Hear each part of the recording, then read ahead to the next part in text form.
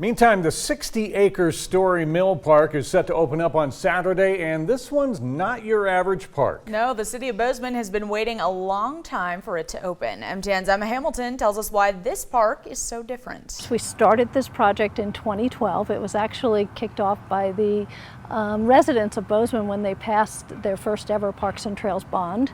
I think it was a recognition by the people who live here that as Bozeman grows, our in-town, close-to-home parks and trails have to keep pace because that's really essential infrastructure to maintain our quality of life.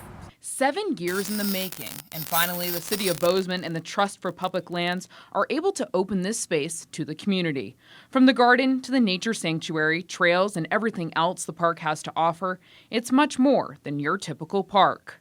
This playground is designed with local, our native animals in mind, and so it's not just a park you would find in another state.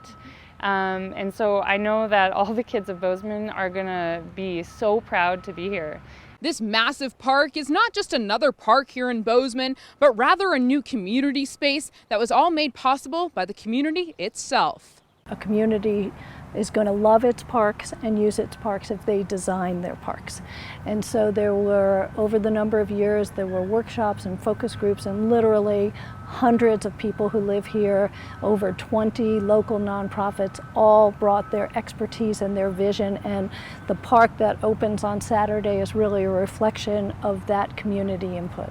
The City of Bozeman, Trust for Public Lands, and many private donors have made this community dream become a reality. Reporting in Bozeman, Emma Hamilton, MTN News. The grand opening begins Saturday morning at 9 a.m. and parking is limited, so the city is encouraging people to walk or bike to the event.